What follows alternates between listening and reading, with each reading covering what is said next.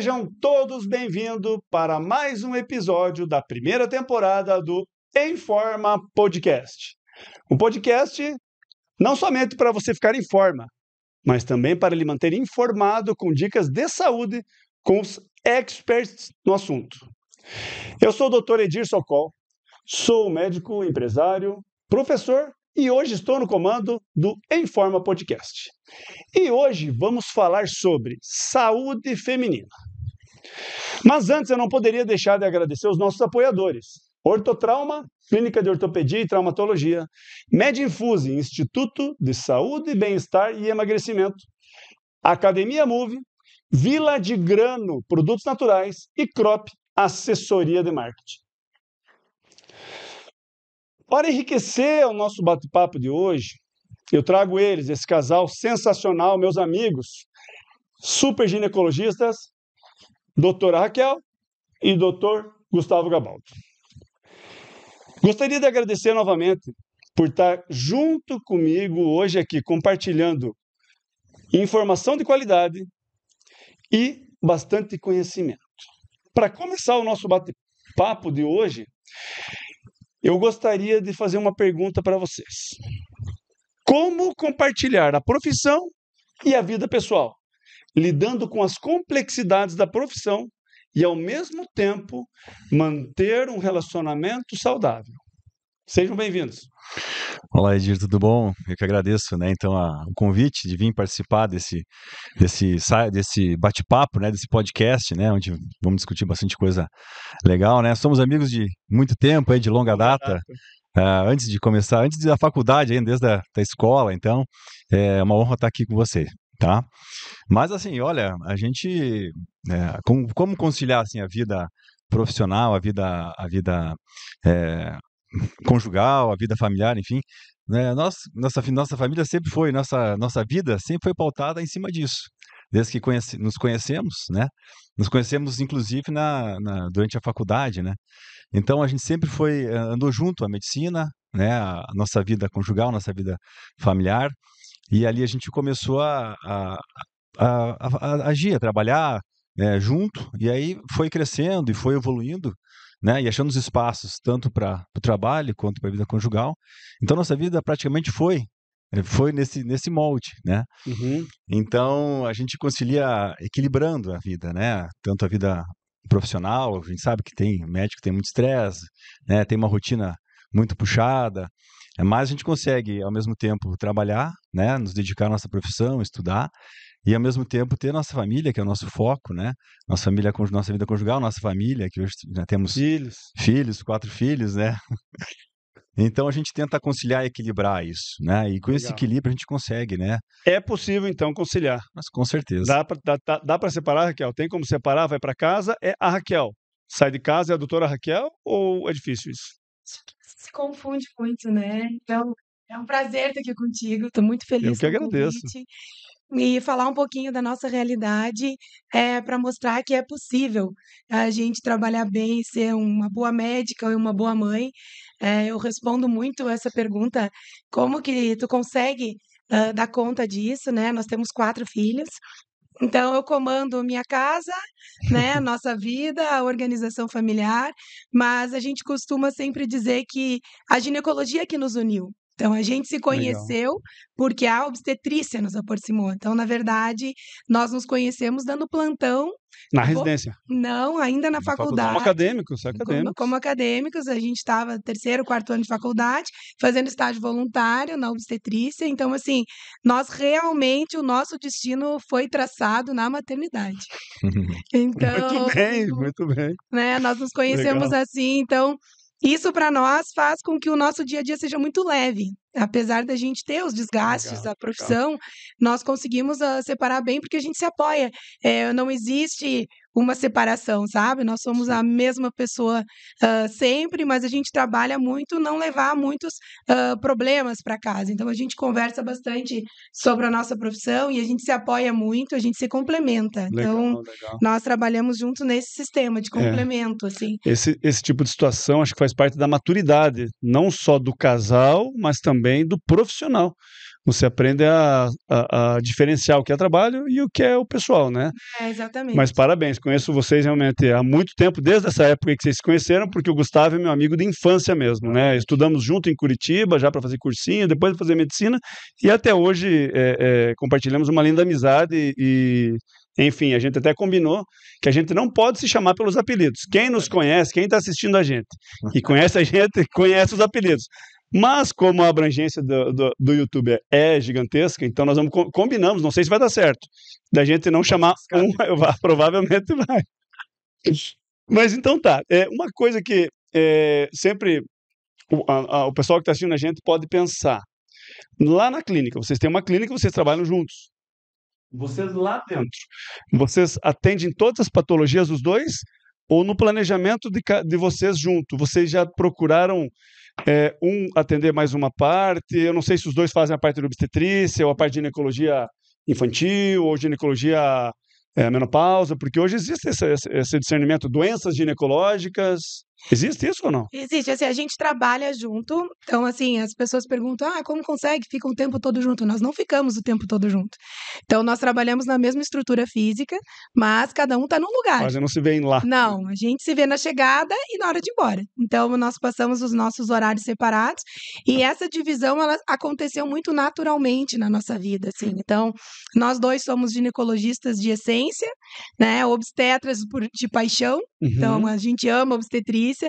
É uma coisa que existe uma tendência natural dos ginecologistas irem largando a obstetrícia e a gente gosta muito da obstetrícia, então não é um foco nosso largar a obstetrícia, mas nós dois fizemos obstetrícia no nosso dia a dia, mas dentro da ginecologia, naturalmente, as coisas foram se direcionando. Então, assim, o Gustavo é um excelente cirurgião, então ele trabalha muito a parte cirúrgica, né? Ele é o nosso, eu digo para os pacientes, assim, quando vão consultar comigo, tem indicação cirúrgica, eu digo, olha, o meu cirurgião é o Dr. Gustavo. Eu indico o cirurgião.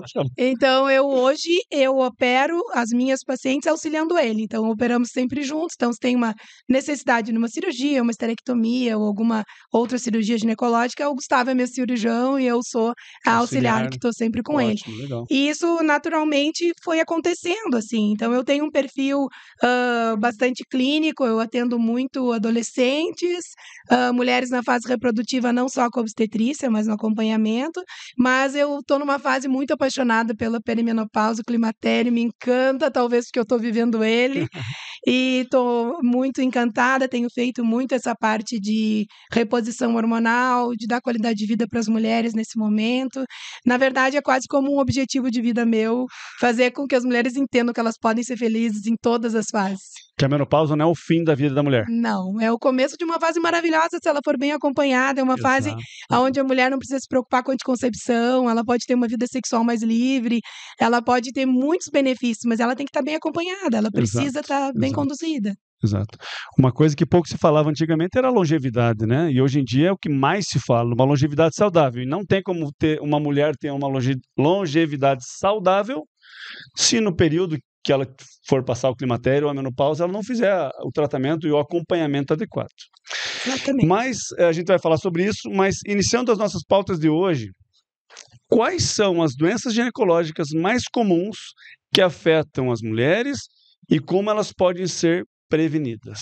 Então, assim, não sei, pode parecer um pouco ampla, mas você deve ter no teu consultório lá alguma coisa que chega direto. Então, assim, como tem assim diversas fases da mulher, então existem etapas onde as patologias vão aparecendo, né? Como acabou dividindo muito, então o setor da Raquel ficou mais a parte hormonal, a parte de cuidados aí com a adolescência, a minha parte ficou mais cirúrgica, então acaba para mim aparecendo muitas alterações cirúrgicas mesmo, né? Ou situações que levam à cirurgia, como o sangramento irregular, a dor pélvica, né? O mioma, né? Para você ter uma ideia, o mioma, até os 50 anos, mais da metade das pacientes vão ter mioma. Então, é uma patologia, uma das mais comuns hoje que existe, né? A endometriose, que é uma doença que está crescendo cada vez mais, né? E isso vem aparecendo, né? Então, o diagnóstico mais precoce, mais preciso, né? Então, cada vez vem crescendo mais a endometriose, né? A dor pélvica. Hoje, os pacientes, elas se queixam, elas procuram mais informação, né? Então, esse tipo de patologias mais cirúrgicas, como mioma, né? Sangramento irregular, dor pélvica, são as patologias que aparecem mais para mim. Para a Raquel, acho que já aparece uma situação diferente também. Na verdade, está acontecendo bastante, assim, de um direcionamento, sabe? Tem Sim, muitas natural. pacientes, naturalmente, Natural. que estão acabando, vindo procurar o Gustavo por conta dele ter essa parte cirúrgica tão bem desempenhada e Uhum. acaba que se direciona. Então, ele tem as rotinas todas que ele faz e acaba que muitas pacientes que até chegam para ele já chegam dizendo, olha, eu preciso fazer uma cirurgia e, né, Sim. uma amiga te indicou, além das rotinas que ele faz. Mas, assim, no dia a dia, a gente tem patologias simples, assim, que também vem na Isso. rotina e que acontece que é muito comum. Por exemplo, a mulher vir com uma queixa, uma das coisas mais comuns de consulta é corrimento, né? O corrimento vaginal. Então, isso é uma queixa e muitas vezes as mulheres precisam ser informadas, porque às vezes faz parte daquele momento, faz parte do ciclo, do período que ela está vivendo, não O que é normal e o que é necessariamente. patológico. Exatamente, essa é a diferença. Então, assim, uma coisa que a gente tem que falar, que a gente não pode deixar de falar para as mulheres todas que estão nos escutando agora, é que a gente tem que trabalhar com a possibilidade de trocar os métodos anticoncepcionais das mulheres para que a gente use cada vez menos o anticoncepcional hormonal oral. Porque a gente sabe assim que o anticoncepcional hormonal oral, ele vai ocasionar muitas das queixas que fazem as mulheres nos procurar no dia a dia. Doutora Raquel, desculpe te interromper, já te interrompendo, esse era um tema que eu vou trazer, já que você falou, eu vou tocar nesse assunto. Uso de hormônios por mulheres. Então, assim, a gente sabe, nós temos quase o mesmo tempo de formado, né? A gente se formou na medicina tradicional. E há um tempo atrás, existiam mais, mas ainda existem muitos mitos em relação ao uso do hormônio. E uma coisa que as pessoas não se dão conta, de que a menina com 12, 13, 14 anos, quando vai ao ginecologista, a primeira coisa que passam é anticoncepcional. E o anticoncepcional oral é hormônio. Explica o que você quis dizer com isso, porque eu entendi, mas explica para quem está assistindo a gente. Para as mulheres que estão nos vendo, as mães que têm as meninas entrando na adolescência, ou até as mulheres que já estão na perimenopausa, que talvez alguém vai sugerir use hormônio ou não use. Qual que é a relação do hormônio com a mulher? Assim, dá a tua opinião a respeito. Assim, o que a gente precisa deixar muito claro, já que a gente iniciou a nossa conversa falando sobre o anticoncepcional oral, é que existe hoje uma cancerofobia em relação aos hormônios, né? Então é como se fosse assim, o hormônio dá câncer e eu tenho que chegar na fase de menopausa, por exemplo, e como foi dito há muito tempo, eu acredito que tu deve ter visto isso na tua vida acadêmica, que é o que se dizia para as mulheres. Ela chegava, olha, entrei em menopausa, não produzo mais hormônios, e era dito assim, olha, essa fase é assim, te Normal. acostuma, é normal, faz parte da vida da mulher, ela parar de produzir hormônios e é assim. Então é como se, assim, desse um diagnóstico para a mulher de morte, né? Porque, tipo, ela não tem mais serventia, ela não tem mais Por isso que hormônio. existe a frase que eu falei inicialmente, que a menopausa é o fim da vida da mulher, porque realmente que esse fim, que eu acho que a frase se refere. Só que assim, o que a gente precisa conversar e que a gente precisa que as mulheres saibam, e essa informação tem que ser transmitida o máximo possível, que é exatamente como tu começaste a pergunta para mim. As meninas, muitas vezes com 12, 13, 14 anos, vão ao ginecologista, muitas vezes levadas pela mãe, até por falta de informação, na intenção de não menstruar. Ah, não quero que ela menstrue. Ou para regular o ciclo. Né? E às vezes por não saber que o ciclo pode demorar um tempo, leva até 3 anos para o ciclo menstrual da menina se estabelecer como vai ser mesmo. Então, assim, o que acontece é que, muito precocemente, muitas vezes ainda sem a necessidade de anticoncepção, se inicia o uso de anticoncepcional hormonal oral. Então, as meninas recebem um hormônio sintético durante anos da vida. Então, essa semana eu fiz um exercício com uma paciente minha. Ela tem 35 anos, ela ainda não tem filhos, e ela está, né, pensando o que fazer e tal. E nós chegamos à conclusão que ela usa anticoncepcional há 19 anos. Ininterruptamente. Por quê? Porque ela começou a usar com 16 anos. Então, ela ainda não parou. Então, hoje, um dos objetivos que nós temos é informar essas mulheres que chegam na menopausa, elas têm medo de uma reposição hormonal, que hoje em dia a gente faz com bioidênticos, hormônios isomoleculares, que a gente precisa explicar que são hormônios sintéticos porque são produzidos pelo laboratório, pela indústria. Porém, eles são com uma molécula igual à molécula que a gente produz naturalmente. Então, a mulher vai estar repondo o que eu gosto de usar como termo, é tipo como uma suplementação. Ela vai suplementar para o corpo dela o que ela não produz mais, Exatamente. como uma vitamina D ou qualquer outra vitamina. Então, o que acontece? Ela chega com um pavor, com um medo dessa reposição, porque durante muitos anos foi dito isso. Graças a um estudo nos anos, de 2001, 2002, que demonizou o uso de hormônio, um estudo que hoje... O estudo que todo mundo sabe que foi mal conduzido. Hoje a gente já sabe, foi mal delineado, as pessoas foram mal escolhidas. Exato. Os hormônios usados eram sintéticos, derivados da urina de égua prenha. Então, a gente tem que conversar sobre isso. O hormônio que foi usado não era um hormônio molecular. Isomolecular. Não era, entendeu? Então, hoje o que a gente vê é essas mesmas mulheres que chegam cheias de sintomas, necessitando de reposição e com um pavor do hormônio, usaram um hormônio sintético a vida toda, durante 20 anos, como anticoncepção. E ali elas não tinham medo do câncer, ali elas não tinham medo. E a exposição, naquele tempo prolongado, foi muito mais perigosa do que agora. Então, assim, a gente tem que conversar sobre isso, porque existe qualidade de vida e os hormônios fazem parte disso. Exato. Mas o que mais me chama atenção é que o mesmo colega que passa o anticoncepcional oral para a menina é o que demoniza o hormônio na menopausa. Então, assim, a ideia do nosso podcast é levar informação e conhecimento de qualidade para a nossa audiência. Então, assim, ninguém é obrigado a fazer A ou B, mas a informação está aí para quem quer, entendeu? Hoje o acesso às redes, à internet, à pesquisa é muito fácil. E eu gosto, sabe, Edir, eu acho assim, quanto mais a paciente está instruída, quanto mais ela lê sobre, mais eu gosto. Exatamente. Porque a conversa fica num nível legal, ela tem dúvidas pertinentes, a gente consegue esclarecer para a paciente a necessidade dessa reposição. Exatamente. E o que a gente tem que cuidar é, assim, explicar e deixar a autonomia dela. Ela vai entender e vai escolher. Ninguém vai obrigar. Ela não vai no meu consultório e vai sair com uma receita porque eu quero que ela use. Ela tem que querer. Exatamente. Depois disso, ouvir o que eu tenho para falar sobre isso. Exatamente. A gente já falou em outros episódios sobre a relação médico-paciente, né? Então, a relação médico-paciente que a gente aprende lá na faculdade é isso. É você ser transparente com o seu paciente, não esconder informações, falar os prós e contras e decidir junto sobre a melhor opção. Né? São consultas eletivas, né? Isso não é uma emergência. Não decidiu agora, vai para casa, lê, se informa e volta que a gente vai dar sequência, né?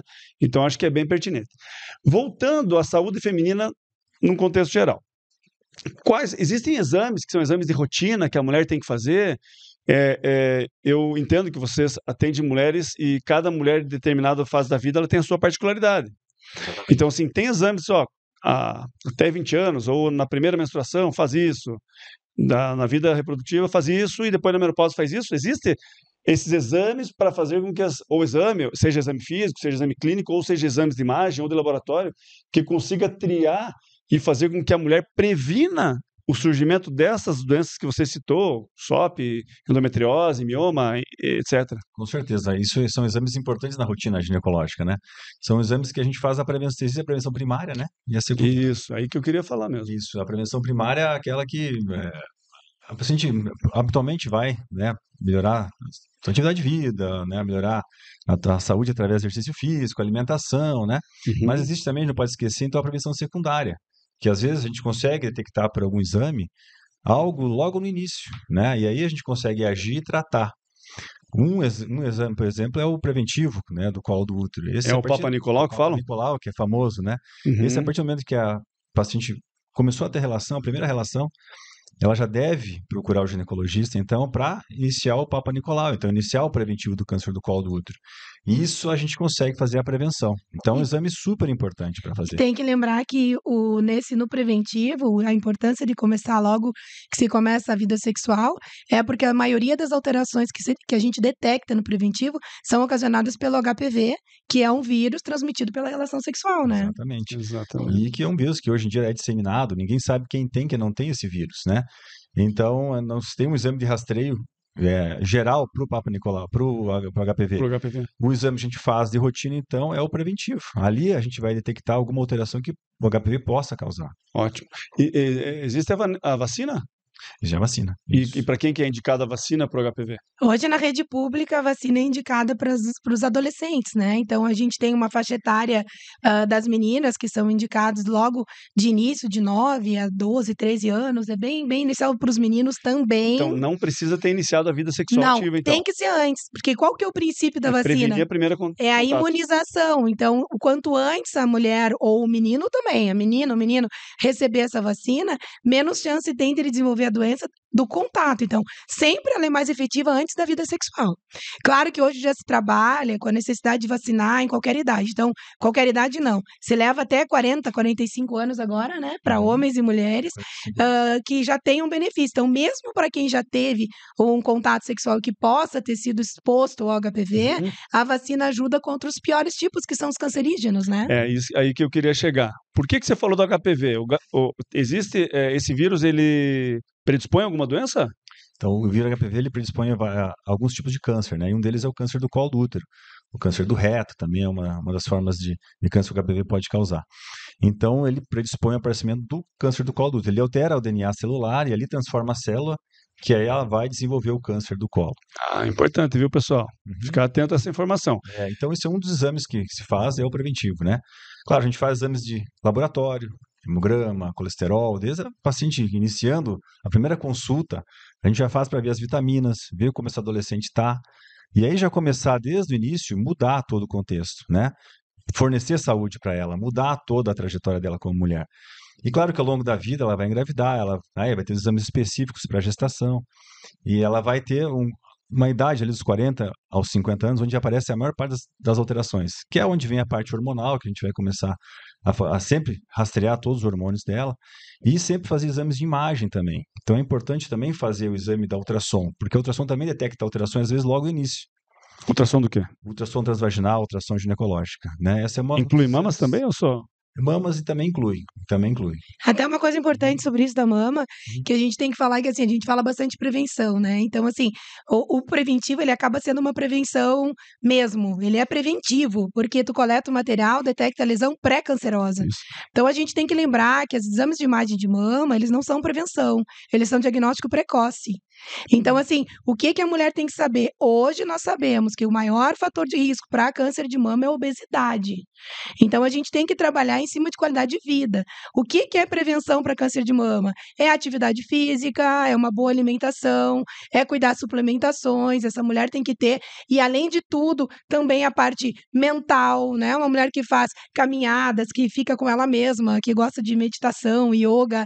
Então, isso tudo ajuda muito a mulher na verdadeira prevenção do câncer de mama. Então, assim, gente, obesidade é o maior fator de risco para câncer de mama que nós temos atualmente. Então, obesidade e sedentarismo vem muito antes de história familiar para câncer de mama. Não é hormônio, então? Não é hormônio. Mulheres que não usam hormônio podem ter câncer de mama? Podem.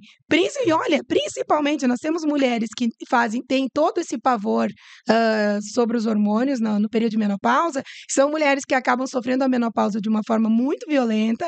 A gente sabe que a queda do estradiol faz com que ela queime até 30% de menos calorias do que ela ingere diariamente. Ela vai se tornar uma mulher obesa, então não repor o hormônio para ela vai causar mais chance do câncer de mama do que fazer a reposição, que vai deixar ela ativa, tendo qualidade de vida. Vivendo, não? Então, assim, eu me atrevo a dizer, Edir, que a reposição hormonal bem feita é protetor para câncer de mama. Porque ela consegue deixar essa mulher em atividade, ela consegue fazer com que essa mulher não se torne uma obesa, que acontece muito nessa fase, e isso que vai prevenir. Uma coisa que... Voltamos de novo nesse assunto, né? É um assunto bastante atual e vira e mexe nós vamos falar disso. O que eu costumo dizer para as mulheres, ou até para os homens que fazem uma reposição hormonal e que não é para transformar elas em super mulheres, é para deixar elas como elas eram antes. Né? Então, ninguém está falando de abuso de hormônios, nós estamos falando da reposição natural. Fisiológica, exatamente. Que existem não só esses fatores protetores, mas cardiovascular e outras doenças metabólicas, então são inúmeras as vantagens. Enfim. Mas voltando ali para os exames, então, isso. Então, os exames de ultrassom, né, de mamas e transvaginal, os exames laboratoriais, o preventivo do câncer do colo do útero, né? São exames básicos que a gente tem que, toda consulta, fazer.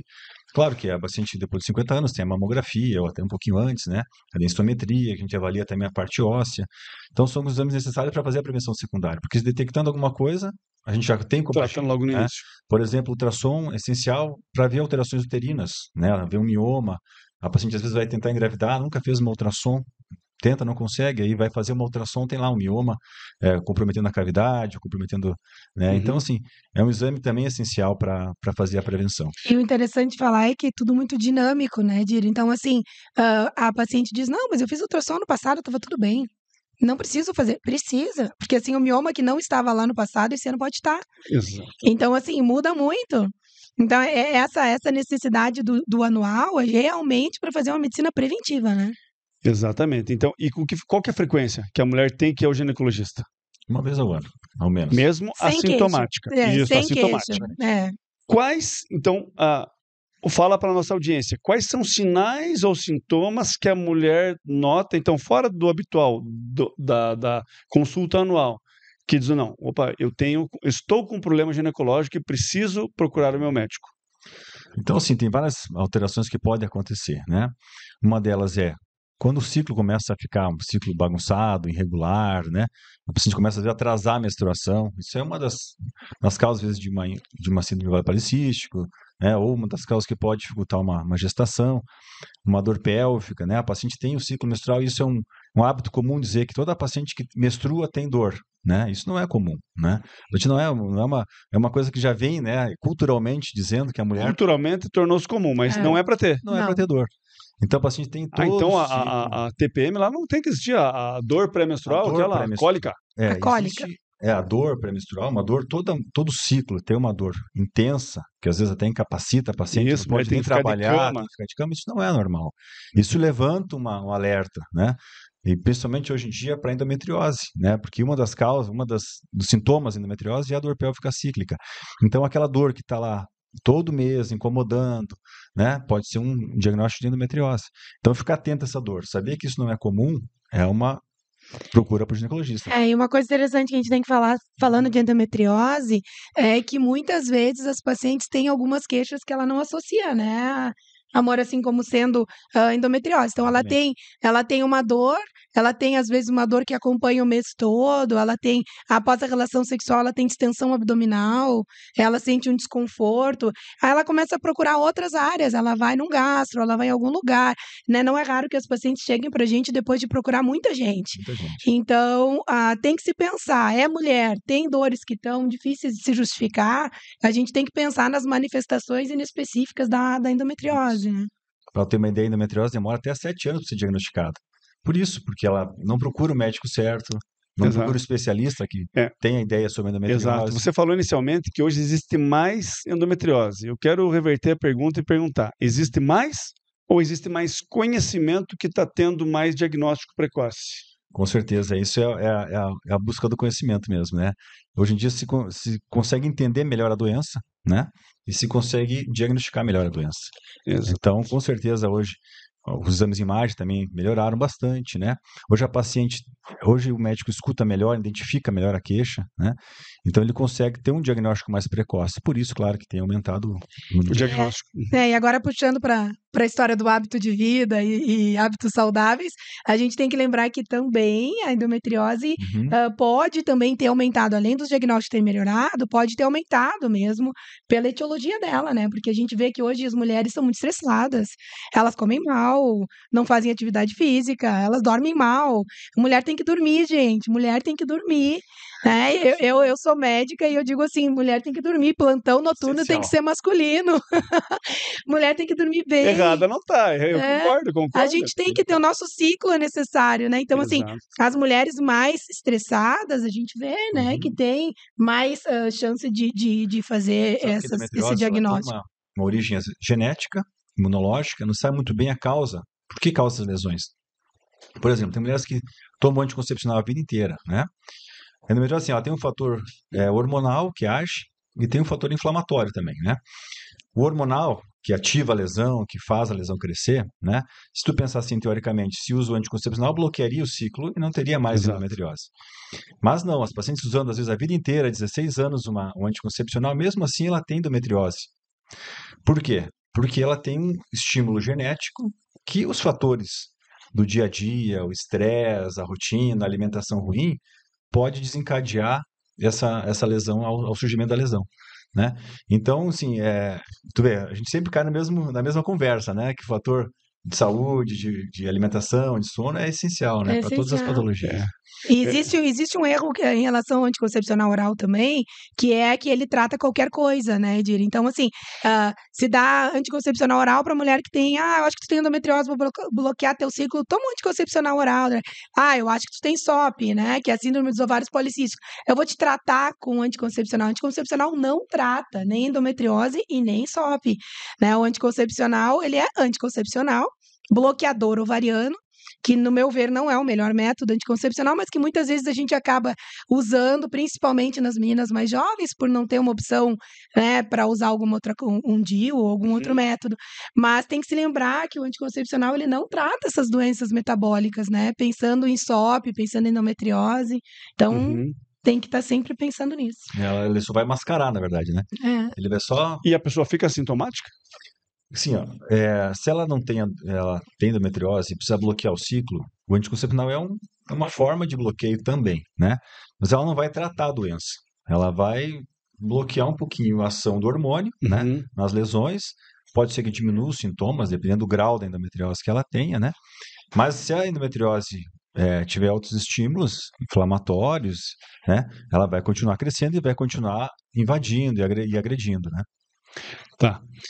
Eu sei que são várias doenças ginecológicas, mas você citou duas que são... passa assim, não é para você passar a receita de como tratar. Mas tanto a SOP quanto a endometriose que você citou, qual que é, assim, o passo a passo do tratamento? Assim, não assim, exatamente a dose, assim, mas tipo assim, tem que dar anticoncepcional, tem que operar, tem que fazer anti-inflamatório? Boa. Ótimo.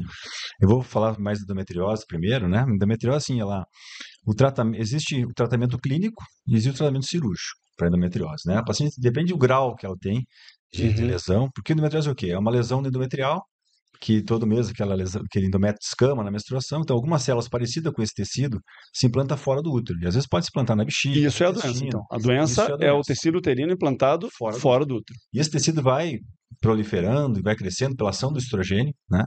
E vai criando nódulos, criando aderência. Então, cada ciclo e cada ação hormonal, aquela lesão é sangra estimulada dentro da cavidade. Fora do útero, no caso, onde ele está localizado. Por isso que podem dar sintomas intestinais. Que, na verdade, ela pode estar, esse foco pode ter, até em casos mais severos, no diafragma. Diafragma. Então, ciático pode estar. Ciático, diafragma.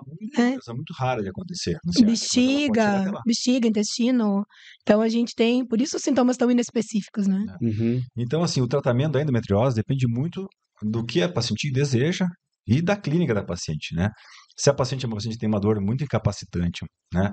Ela não consegue trabalhar mais, não consegue ter relação com o marido. Então, além da dor, ela tem um comprometimento social enorme, né? Então, essa paciente não é um medicamento que vai solucionar. Ela vai ter que fazer o tratamento da retirada das lesões. E aí o tratamento cirúrgico, né? A paciente que tem uma lesão mais leve, a gente consegue bloquear primeiro o hormônio, né? Então, ela tem uma dor pélvica, a gente consegue bloquear, usar alguns hormônios, né? Hoje em dia tem até a gestrinona, que é um tipo de hormônio, uma opção. Que, em alguns casos ela é uma opção muito boa para a paciente, né? Mas então, assim, o tratamento hormonal, clínico, né? E além disso, ela saber que a endometriose é uma doença inflamatória crônica. Então, como ela é uma doença inflamatória crônica, ela vai ter que saber conviver. Porque se ela tem fatores genéticos e imunológicos, ela pode desenvolver endometriose em outras fases. Então, a mudança de hábito também é necessária. Volta aí. Então, o tratamento ele vai estar associado no tratamento de bloqueio hormonal, né? No tratamento cirúrgico, quando necessário, e no tratamento de mudanças de hábitos, né? Outro mito também que depende muito da paciente, é a paciente que quer engravidar e tem endometriose. Então, assim, a gente tem que analisar bem cada caso. Tem situações que precisa de cirurgia, tem situações que precisa. Mas muitas vezes a paciente até sem fazer a cirurgia consegue engravidar naturalmente. 50% das pacientes que têm endometriose, elas engravidam naturalmente. Sem cirurgia. Sem cirurgia. Às vezes a gente descobre na cesárea que a paciente tinha endometriose. Ela tinha uma dor não A muito gente vê os intensa. focos, né? Então, isso é uma questão que, às vezes, condena. A paciente tem endometriose e já começa a associar a infertilidade. Ah, não vou ter filho. Isso assusta muito a paciente, imagina. E aí, claro, não é e ela tem medo de uma cirurgia. Então, assim, primeiro tem que saber onde é localizada a endometriose, né, o local que ela está, e a pretensão de gravidez. Às vezes ela pode tentar engravidar sem medo, e às vezes ela consegue engravidar naturalmente aí sem precisar. Nem sabia que tinha, às vezes. E puxando a brasa para o meu assado aqui, a gente tem que lembrar que, assim, a maioria das pessoas acham a endometriose, ela não cura na menopausa, tá? Então a gente tem que cuidar, porque assim, o que é dito é, não, tu vai entrar em menopausa, tua endometriose está curada. Não é verdade, né? A endometriose é uma doença que vai ficar com a mulher a vida toda. O que se consegue é melhorar a qualidade de vida. Então, assim, a reposição hormonal de uma mulher que teve endometriose durante toda a sua vida, ela tem que ser muito, muito bem cuidada. Ela pode e deve ser feita, mas a gente tem que cuidar muito, porque essa mulher também, no momento que tu fizer uma reposição de um estradiol bioidêntico, né, isomolecular, similar ao que ela produzia, a gente tem que cuidar até que ponto isso não vai estimular essa endometriose. Então, pode ser feita essa reposição, deve ser feita, a mulher não precisa aguentar sintomas, mas tem que fazer com quem entenda disso, né? Sim, Ela tem que fazer com quem está bem orientado para conduzir isso. Fazer exatamente. É isso que a gente ouve falar mesmo. A mulher, se só aparece quando eu menstruo, se eu vou parar de menstruar, vai parar, a doença vai sumir. Na verdade, ela é uma doença crônica que. Inflamatória crônica. É. Então tem esse Exatamente. entendimento. E aí só o médico mais especializado que entende esse tipo de lesão Essa nuance essa particularidade, isso, né? consegue acompanhar a paciente durante a vida, porque essa paciente precisa de um acompanhamento ao longo da vida, né? Exatamente. Na parte hormonal, na parte da dor. Todas as fases da vida dela, todas as desde a fases dela. adolescência até a Exatamente. menopausa, as gestações. E a SOP? Explica primeiro o que é a SOP e tem tratamento, tem cura, não tem? A SOP é até um nome bem questionado, né? A gente tem até falado bastante sobre a substituição desse nome, né? Porque é a síndrome dos ovários policísticos, mas não necessariamente precisa ter cisto nos ovários. Então, a gente sabe que ela está muito mais relacionada a uma resistência insulínica. O que é isso? É quando a mulher não tem livre os receptores para receber insulina e acaba que o corpo produz muita insulina para conseguir dar conta do dia a dia, das absorções diárias, a grosso modo é isso. E aí ela tem um aumento dessa insulina que vai ocasionar um padrão inflamatório no corpo dela, alterando todas as absorções, a absorção, né, das vitaminas e de tantas outras coisas que a gente sabe que uma pessoa com esse padrão inflamatório tem. O principal que a gente tem que entender é que durante muitos anos, né, inclusive durante a nossa formação, tu deve lembrar disso, né, que nós somos da mesma geração de médicos, a gente dava um anticoncepcional para tratar o ovário policístico, né? Então a paciente chegava e tinha inclusive propaganda disso. Existiam anticoncepcionais desenvolvidos com progestinas específicas para isso. Então tinha, por exemplo, a ciproterona, que é uma progestina que foi desenvolvida para tratar ovários policísticos. Ela na bula nem diz que ela é um anticoncepcional oral, apesar de ser, né? Ser, né? Ela foi desenvolvida para isso, porque se achava que a SOP era só bloquear ciclo. Bloqueia a ovulação, bloqueia a menstruação, assim como acontece na endometriose. E a paciente estaria tratada. Mas, na verdade, você vê que não, né? A gente tem que mudar todos os hábitos. A mulher tem que se tornar uma pessoa não inflamada. Ela tem que melhorar os receptores dela para essa insulina, para que ela consiga produzir cada vez menos, para que o pâncreas dela não entre numa exaustão. Isso. Porque o que acontece é que, com o passar do tempo, essa mulher vai ter as consequências dessa doença metabólica. Então, uma diabetes, por exemplo, geralmente é o que vem de presente com uma SOP mal conduzida. Então, mulheres que usam anticoncepcional achando que estão tratando a SOP, elas param o anticoncepcional e voltam a não menstruar, porque elas não mudaram o básico. Na verdade, vocês estão usando uma palavra que eu gosto muito, que eu estudo muito, que é a inflamação crônica. Então, assim, endometriose, doença inflamatória crônica. SOP, doença inflamatória crônica. Lipedema, obesidade. Então, com o avanço da medicina, dos estudos, a gente vai vendo como a gente aprende mais sobre doenças que são muito comuns, mas antes pouco diagnosticadas e por essa falta de informação, até às vezes tratada de uma maneira equivocada, né? Então, aí já vou puxar o gancho para uma pergunta que também vocês têm falado e é uma coisa que eu falo muito no meu consultório, que são os 4 pilares que eu considero para você ter uma longevidade saudável.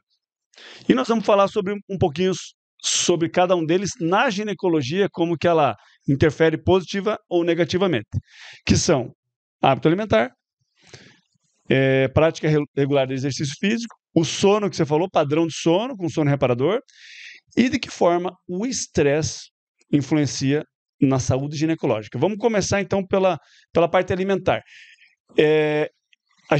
Todo mundo escuta falar assim, não, você tem que ter uma alimentação saudável. Raquel, fala aqui, para quem está vendo a gente, o que é essa alimentação? O que deve ingerir, o que não deve.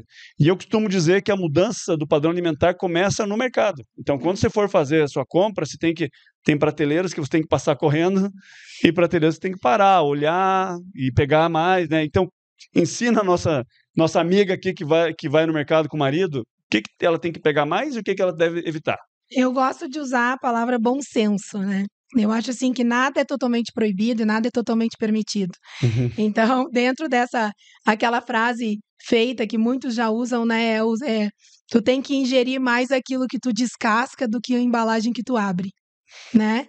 Então, sempre o que tu descasca é mais saudável do que o saquinho que tu vai abrir. Então, assim, o que as mulheres têm que entender é que também a dieta não é padrão para todas, né? Então, a gente tem que lembrar que, por exemplo, uma dieta cetogênica pode ser boa para uma mulher e não vai ser boa para outra, apesar de a gente saber que uma dieta cetogênica ajuda muito, por exemplo, na SOP, né? Porque o que a gente tem que evitar? Isso básico, mas falando em mulheres, a ingesta exagerada de carboidratos, né? A gente sabe que isso tudo quebra em açúcar, então as mulheres têm que se preocupar muito com isso. Não é demonizar, né, Edir? Não é dizer assim, olha, não pode comer o carboidrato. É bom senso. Então, assim, a gente tem que cuidar, priorizar uma alimentação saudável, com alimentos mais saudáveis. Então, eu digo que as pessoas sempre acham que sabem tudo da comida, porque quando eu falo para elas, não, mas eu já faço isso. Não, eu já não como, eu não como pão. Mas ela come o macarrão, ela come, né, o salgadinho no lanche. Então, assim, não é, se demoniza o pão, né? O pão é demonizado, coitado do pãozinho. Eu não vejo problema em comer um pãozinho desde que a tua dieta seja organizada. Exato. Então, eu digo assim, vá numa nutricionista. Tem que ter, porque cada pessoa vai ter uma dieta que vai se adequar melhor. Então, assim, o que é bom para mim não é bom para ti. Mas, basicamente, a gente sabe que diminuir o máximo possível a ingesta de carboidratos simples, né? Então, os carboidratos têm que ser cortados, se tu quer qualidade de vida. E alguma vitamina que você diga assim, ou vitamina, ou algum mineral que você diz, aquilo ali tem que comer. Você disse que para evitar o carboidrato. Exatamente. Mas o que eu devo focar em comer? Vegetais, né? Muitos vegetais. Aquele prato colorido? O prato mais colorido possível. A gente fala assim, uma coisa que tem que cuidar muito, que eu tenho estudado bastante, a gente estava conversando da minha pós-graduação, né, da medicina funcional integrativa, que as pessoas confundem muito o saudável. Por exemplo, assim, não, eu só como frutas. Então, assim, frutas têm muito açúcar. Fruta é frutose, é um açúcar. A gente tem que cuidar. Eu não entendo por que eu engordo tanto se eu só como fruta. Aí tu vai ver, ela come um cacho de banana por dia. Então, assim, a nutricionista que vai conseguir te orientar. Então, é comer colorido, é muita salada, bastante proteína. Lembrar sempre que em todas as refeições tem que ter proteína. Café da manhã, almoço, lanche, jantar. A gente tem que saber ingesta de água em grande quantidade. A gente tem que cuidar da água, né? Tem que tomar água. Tem que andar. Eu atendo com uma garrafinha de água do lado e me policiando para esvaziar aquela garrafinha, né, durante a minha tarde. Então, assim, a gente tem que cuidar disso. E a nutricionista entra como uma profissional excelente e essencial para esse momento, porque ela vai conseguir dizer para aquela pessoa como que vai se adequar à dieta melhor e mais variada possível, né, para não engessar o pensamento, senão a pessoa fica comendo sempre a mesma coisa. Sim. E não vai conseguir manter. É difícil seguir, né? Exato. Porque aí vira uma dieta que fica 2, 3 meses passando trabalho, vai usar isso a vida toda? Não. Tu tem que transformar. Vai ser insustentável, né? Exatamente. O importante da dieta também é que isso aí, como é pró-inflamatório, hoje em dia, age muito também nas patologias, na ginecologia, né? Tanto endometriose quanto... mas em coisas muito simples também, como também o corrimento ali, sabe? A candidíase. Influencia também na imunidade, essas coisas? Hoje em dia, assim, o intestino é uma coisa que está estudando cada vez mais. Então, a desbiose, você aumenta muito ali a ação inflamatória do intestino, né? E isso também, a flora intestinal está muito relacionada com a flora vaginal. Então, se ela tem uma desbiose intestinal, ela tem uma desbiose vaginal. E aí ela aumenta o risco de candidíase, né, corrimento. Gente, a mulher que come errado, ela tem mais risco de ter outras doenças. Muito mais. Assim, tanto é que uma intercorrência comum no nosso consultório, que tu tinha perguntado, que até não deu tempo da gente falar, por exemplo, Hoje vai dar. a candidíase de repetição. Candidíase de repetição a gente tem direto no consultório. E a maioria das candidíases de repetição, o que são? Vinculadas a quê? A uma má alimentação, ocasionando essa desbiose, estresse, né? Um estresse, aumentando um monte o cortisol. A gente sabe que o cortisol altera diretamente a saúde intestinal, consequentemente vaginal. Então, a gente vê aqui mulheres estressadas, que comem mal, que são aquelas que a gente tem essa recorrência de doenças simples. Doenças simples corrimento. Simples. Pra tu ver como os pilares todos se importam. Se a gente for ver, seguir os pilares é simples. 100%. Na teoria. Na teoria. Porém, não é fácil. Não é fácil. Gustavo, que tipo de atividade física... Existe algum tipo de atividade que vocês mais indicam para as mulheres? Olha, que vocês atendem? Tem que fazer musculação. Musculação. Legal, viu, pessoal? Aí, ó. Tem que ficar forte aí. Viu só, esse é do meu time. A gente brinca, até eu digo para o paciente assim, olha, tu pode fazer do resto o que tu gosta. Então, por exemplo, para aeróbico, tu pode caminhar, uma caminhada, né? Fazer, né? Alguma outra atividade. Tu pode fazer dança. Dança é uma coisa legal para a mulher, que às vezes a mulher não gosta, mas tu não pode deixar de fazer musculação. Então, musculação é banco de músculo, é banco de saúde. A gente tem que fazer musculação para guardar músculo para nossa menopausa, gente. A gente tem que lembrar disso. Protege o osso, né? Melhora a parte hormonal. Se a gente não tem um músculo, melhora a qualidade de vida. Quem vai nutrir o nosso osso? Né? Exatamente. Então, eu sou suspeito de falar porque a osteosarcopenia é uma coisa que eu estudo muito, e só que não foge dos 4 pilares, né? Então a gente vai... Seja independente da área, seja endocrinologista, seja ginecologista, seja ortopedista, seja médico do esporte, independente, se você não pautar os seus tratamentos nesse preparo do solo, acho que você acaba enxugando o gelo, né? A história da candidíase de repetição. Passa um remédio. Daqui a pouco você vê na tua ficha lá, o paciente já foi 10 vezes num ano com corrimento. Exatamente. E você nunca perguntou se ela... Padrão alimentar, padrão de exercício físico. Então, o exercício resistido é o que tem que fazer. Agora, tentar associar outros. Associar também um exercício aeróbico, né? Com certeza. Tanto para forma, para emagrecimento, como para qualidade de vida, né? Para você ter né? Para a mente ajuda muito também o exercício aeróbico. E uma coisa que é interessante é que, assim, uma coisa puxa a outra, né, Edir? Porque, assim, se tu faz uma atividade física, tu vai dormir melhor. Se tu dorme melhor, tu vai ter menor cortisol, né? Então, tu vai ter menos estresse. Tu tendo menos estresse, tu vai trabalhar melhor e vai comer melhor, vai ter menos fome daquelas coisas que são ruins. E vai estar mais disposto para ir na academia novamente. Isso, então, eu brinco assim, que depois que tu entra na rodinha do hamster, das coisas boas da vida, tu fica ali, porque aquilo é muito saudável, porque tu te sente estimulado aquilo. Então, um trabalho, assim, que você, se você quer mudar um hábito, assim, na vida, assim, se você começa a mudar, por exemplo, assim, uma atividade física rotineira, que você tem um hábito saudável, todos os dias você lá no mesmo horário faz a atividade, e você começou a desenvolver aquele hábito, você vai puxar todos os hábitos também. Você vai puxar um hábito na alimentação, porque tu vai estar correndo, tu não vai querer perder condicionamento, então tu vai começar a melhorar. Vai puxar outro. Uma coisa puxa a outra. Aí tu vai começar a dormir melhor, porque tu não quer ficar cansado para correr. Aí tu vai querer comer melhor, se alimentar melhor, né? Dormir melhor. E, ao mesmo tempo, tu começa a direcionar toda a tua vida de uma forma melhor. Tu começa a ter bons hábitos familiares, porque você está gerando toda uma estrutura de regras e que você está levando para tua família. Exato. Então, você vai começar a mudar todo o perfil da tua família. Teu ambiente, né? Teu ambiente, né? Então, assim, se você começa. A ideia é começar a fazer alguma coisa, que aí você vai começar a ter uma mudança geral na tua vida. Persista, né? Persista. Olha, eu não me canso de falar isso, e eu falo todos os dias, e falo e perco tempo falando isso, né? Eu não considero uma perda de tempo, mas sim, eu falo e repito, porque é difícil fazer exercício. Então, quando você vai fazer exercício, você vai lá e você vai cansar, você vai suar, você vai fazer força. Então, lógico, é mais fácil você ficar deitado. Porém, a história que eu falo sempre aos meus pacientes, que a nossa vida é uma eterna plantação. Então, quer viver com qualidade lá na menopausa, então, quando você é adulto, 30, 40 anos, planta para colher depois. Entende? Hábitos. São hábitos, exato. Então, esses 4 pilares, eu acho que cada vez que eu chamo alguém para conversar aqui, ou converso nos corredores com nossos colegas, a gente vê que não é só na ortopedia, ou na medicina esportiva, ou no emagrecimento, ou na ginecologia, na endocrinologia. Se a pessoa não abrir a mente e sair e não ter esses pilares de sustentação, acho que outros tratamentos acabam falhando, né? E sabe que uma coisa que a gente não pode deixar de falar aqui, porque eu tenho certeza que a nossa audiência vai ser de muitas pessoas jovens em idade reprodutiva, que a gente não pode deixar de falar é do preparo pré-concepcional, sabe? Boa, vamos falar, sim. Por quê? Porque a gente recomenda sempre que não aconteçam aquelas gestações assim, a gente está deixando acontecer, se acontecer tudo bem.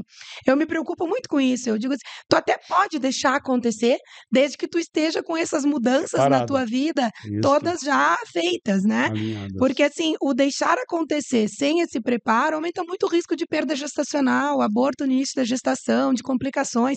Então a gente sabe que tanto a mulher quanto o homem. Porque a gente vê mulheres preparadas, não, eu quero engravidar. Ela vai no médico, ela se prepara, ela usa as vitaminas, tarará, ela tenta melhorar aquilo que se consegue modificar. O homem, o que ele faz? Na maioria das vezes, nada. Ele só desempenha o papel do reprodutor. O homem só. Porém, o que acontece? 50% desse bebê vem do espermatozoide desse homem. E que se a gente tiver um espermatozoide potencializado, um homem que tem a sua suplementação, um homem que tem uma vitamina D boa, uma B12 boa, ferritina adequada, né? Um homem que tem todas as, né? Pensando em antioxidantes, para quê? Para a qualidade do espermatozoide. Hoje a gente vê no nosso dia a dia muitos espermogramas com alteração não de quantidade, né? Eles têm os milhões de espermatozoides produzidos, mas a qualidade muito diminuída. Então, são homens que têm, às vezes, milhões de espermatozoides adequados, mas que só 20% deles são saudáveis. E sabe como que a gente muda isso? Sabe como que tu consegue ter um resultado incrível em 3 meses com o homem, por exemplo? Suplementando. Suplementação.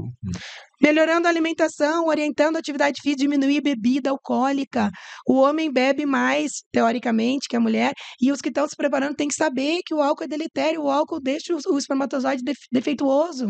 Então, assim, diminuir a ingestão de álcool, drogas nem se fala, né? Drogas, perfeito. Cigarro. É o que a gente observa, que a mulher naturalmente tem a tendência de se cuidar. Então, eu vou engravidar, eu vou na minha médica ou no meu médico ver se eu posso melhorar a vitamina, saúde, hábitos.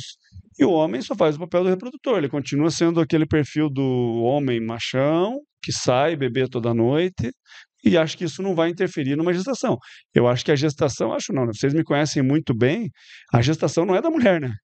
Quem engravida é o casal.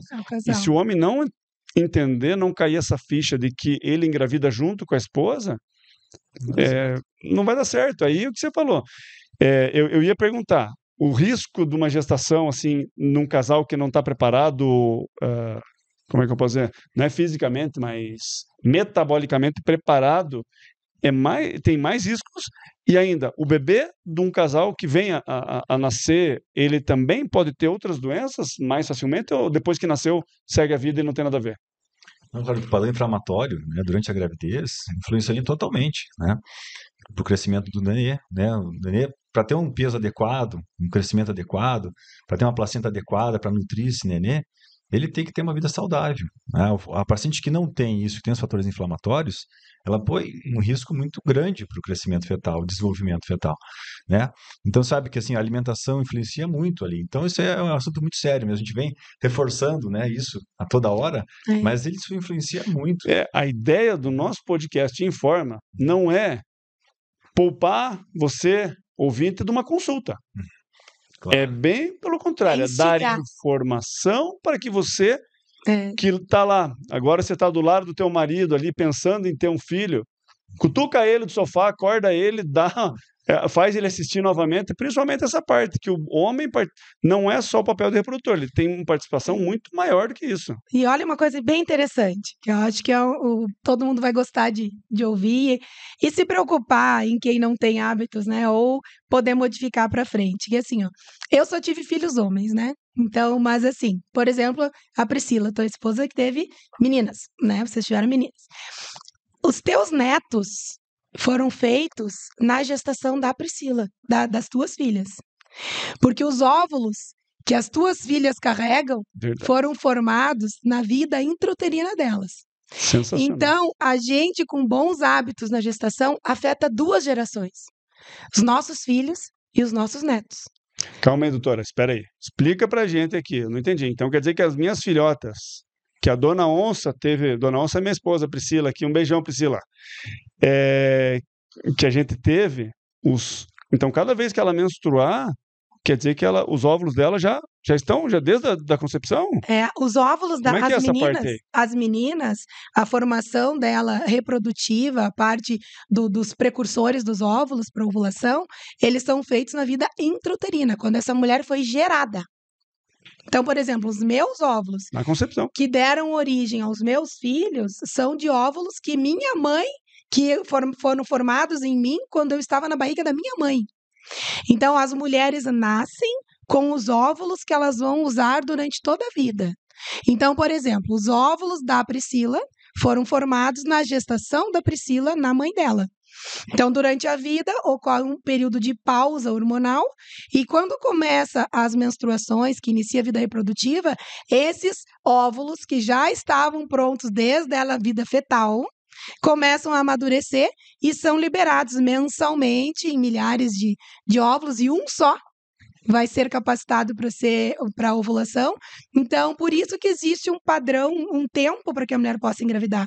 Porque a mulher nasce com os óvulos já, a quantidade de óvulos que ela vai ter para uma vida toda. Por isso que uma gestação mais tardia, depois, vamos dizer, acho que é 40 anos, eu não sei, ela é uma gestação considerada de risco ou não? É porque os óvulos que a mulher tem a idade dela. A qualidade com o tempo. Então, por exemplo, uma mulher engravidar com 20 anos, os óvulos têm 20 anos. Uma mulher que engravida com 40, o óvulo dela tem 40. Diferente do homem. O homem, ele tem uma produção de espermatozoide, a cada 3 dias ele produz novas frotas, se fala que mais ou menos em 3 meses teria uma renovação completa dos espermatozoides armazenados, então o homem, a gente consegue modificar mais os fatores para melhoria da qualidade do espermatozoide, e que no óvulo muitas vezes vem com esse histórico já da vida intrauterina. Isso. Por que eu estou dizendo tudo isso? Assim, para que as mulheres se conscientizem que a gente tem na gestação uma responsabilidade muito grande. Não somente São 2 gerações, filhos, então.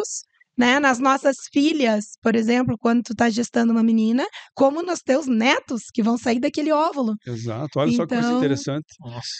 Isso cada vez mais está sendo estudado. Então, a parte nutricional da gestante, a suplementação, né, até a atividade física, tudo isso aí a gente cada vez está aprofundando mais. Porque daí está surgindo até hipóteses maiores de alterações cognitivas, comportamentais. Inclusive, isso até está saindo mais estudos sobre isso. A gente fala assim no autismo, hoje cresceu tanto, né? Claro que é uma coisa que ainda não tem, né, como saber de onde vem, como vem. Mas claro que uma boa nutrição, uma boa célula ali que faz a nutrição da gestação, talvez isso aí poderia ajudar. né? Interferir Então, lá na frente. Não necessariamente seja daí, mas Não contribui necessariamente, mas poderia contribuir, talvez, para diminuir. mais fatores de crescimento. Na verdade, cada vez mais, o que a gente estava falando antes, Raquel, a gente vê que não existe separação de áreas. Entendeu? Lógico, cada um atua na sua área que tem maior afinidade ou maior experiência ou maior habilidade, ou que se dedica mais. Porém, não tem como diferenciar, a mulher vai ser gestante, então ela não precisa fazer nutrição, sei lá. É isso que eu quis dizer. Então, a medicina integrativa, muito falada hoje por uns, muito criticada por outros, a gente vê que a gente acaba vendo que o paciente ele é uma pessoa só. O neuro não trata só da cabeça, o gineco não trata só da parte ginecológica e por aí vai, né? Mas a gente não precisa... na mesa a gente tem, né, um exemplo disso que é a tua formação como ortopedista e tu tá focado nessa parte metabólica e que está totalmente relacionada à tua ortopedia. Então, assim, a gente precisa entender, tipo, quem fala mal hoje da medicina integrativa, com o perdão da palavra, é por ignorância. Porque, na verdade, se a pessoa estudar e entender que a integrativa significa nada mais, nada menos do que enxergar a pessoa como um todo, ela vai ver que é uma medicina bem praticada e é a medicina que todas as pessoas deveriam praticar sempre. Que com as especialidades, ela começou a ser muito separada. Então, assim, antigamente, o médico geral, ele via tudo. Não é? Então, o médico da família, ele cuidava há 50 anos, aquele médico, ele tratava de tudo, ele fazia tudo. Então, ele tinha uma visão mais ampla da pessoa. E isso, com as especialidades dentro da medicina, começou a piorar. Na medicina, por quê? Porque foi se subdividindo, e hoje a gente sabe dentro das áreas, super especialistas em coisas muito específicas, o que é maravilhoso. É maravilhoso, é necessário, a gente precisa disso, mas a gente não pode entender que aquela pessoa não é só uma mão, Aquela pessoa não é só um útero. Aquela pessoa não é só... Então, ela é um ser. Exatamente. Então, ela precisa ser vista assim, para que a gente consiga ter qualidade, seja de Exato. ginecologia, ortopedia. Exato, independente da especialidade. Isso foi um conflito na minha mente, que eu enxergava isso, mas somos formados na medicina tradicional, onde se eu fiz ortopedia, eu tenho que ser ortopedista e não posso olhar se o paciente me disser, olha, eu estou com, sei lá, outra queixa qualquer, estou obeso. Está totalmente direcionado, é relacionado com a minha área. Porém, às vezes, mas ele me procurou por ter artrose no quadril, mas ele está obeso, então, meu Deus, eu vou fechar o olho, eu não posso ver que ele está obeso, entende? Então, esse tipo de coisa foi um conflito na minha cabeça que me fez estudar, e cada vez mais, e até, como a gente estava conversando antes, a gente estuda e não para de estudar, justamente porque a medicina é maravilhosa. Exato. E ela não é só um osso, ou só um útero, ou só uma cabeça, ou só um olho. O paciente ele vem inteiro, né? Ele não vem fragmentado para a gente. E o que me espanta muito, Raquel, que às vezes o mesmo que critica a doutora Raquel, que faz medicina integrativa, ela não quer ser uma ortopedista ou não quer ser um endocrinologista. Agora, a ginecologia que ela vai atuar no consultório dela é uma ginecologia completa, certo? Então, assim, se a paciente se queixar de uma coisa ou outra, você entende de nutrição, mas você quer, você acabou de dizer que você tem uma nutricionista parceira que você indica aos seus pacientes, que é fundamental. O trabalho multidisciplinar, quem foi que acha que os extremos não funcionam, né? Então, quem acha que trabalhar sozinho, porque eu sei tudo, acho que ele deve rever conceitos. Da mesma forma, a pessoa que critica, porque talvez ela devesse olhar com olhos, pô, que legal, eu vou fazer isso aí também, porque eu não sei fazer. Porque eu não sei. Então, essas perguntas que eu estou fazendo para vocês aqui, para, como é que eu posso dizer, deixar o nosso podcast ainda maior de informações, você não precisava saber, porque você é ginecologista, mas como eu te conheço bem, eu sei que você entende, vocês entendem da parte nutricional, da parte do controle de sono, cortisol, atividade física, entendeu? Então, assim, vocês não são médicos do esporte para saber, mas como é que vocês sabem? Entendeu? Então, seria muito superficial dizer, hoje vamos falar de esporte. Que exercício eu faço, quantas séries eu repito. Isso é uma coisa que é um jogral que não existe mais, isso aí na medicina, né? Aliás, não deveria existir. Então, eu acho que foi bem prudente o que você falou, eu acho que a gente tem que procurar sempre elogiar os colegas que estão na medicina de vanguarda, entendeu? Lógico que é importante o super especialista, muito, a medicina evolui demais e ela deve evoluir. Agora, cada um deve exercer a sua área de maneira mais abrangente, né? De uma maneira mais integrada. A gente acha que ampliar o foco ali, né? Isso que é o principal, né? Existe mais do que antigamente é uma medicina assim que hoje em dia, claro, mudou muito o mundo, a informação, né? Então o médico tinha lá uma superioridade, vamos dizer assim, né? Que dizia, não, isso determina através disso ou daquilo. Hoje é muito mais aberto, hoje a informação é muito maior, hoje você consegue conversar com a paciente, e a paciente também tem um conhecimento sobre aquilo. Ela tem informação, consegue. Né? Então, analisar o melhor que ela precisa, né? Eu fico pensando assim, como que a paciente chegaria no teu consultório, estou com corrimento, uma obesa, sedentária, com hábitos errados, sem dormir, estressada, deprimida, e você diz, não, espera aí, calma aí, que é só teu útero, vou olhar aqui no espéculo, tá aqui, não, teu útero está tal coisa, tchau. Entendeu? Eu atendi essa semana um paciente que ela é uma paciente dessas, e ela procurando, a doença dela é SOP, se não me engano, e ela é minha paciente por outra causa, e ela falou que foi no médico porque ela estava ela não sabia o médico ou era endometriose talvez, e ela já entra naquilo do diagnóstico tardio, né? E ela não sabia o que ela foi num gastro. O gastro pegou e disse, não, você não tem nada, e levantou e deu a receita para ela, e foi dando a mão e abriu a porta. E não deixou ela falar. Isso. A doutora não deixou eu me queixar, ela não deixou eu falar dos meus sintomas. Então, assim, assim, sem querer citar ninguém, isso não é para ninguém, na verdade é para todos nós até, que quando vemos alguém fazendo uma medicina diferente, a gente tem que elogiar, ou até tentar entender e fazer, tipo, legal o que ele faz.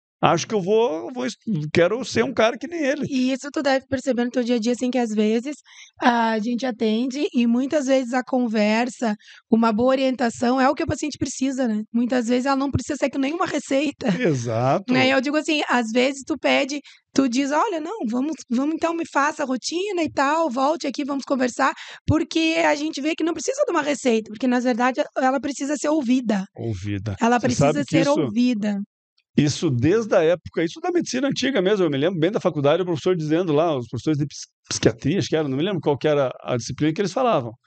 Olha, você tem que, mais que metade das doenças se resolvem com uma boa conversa.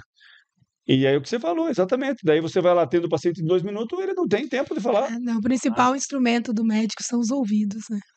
Exatamente. Que papo legal, né? Nossa senhora, hein? Tá indo, hein? Tá indo, acho que vai bater quase as 4 horas lá. O pessoal da organização tá dizendo, já deu 2 horas, calma.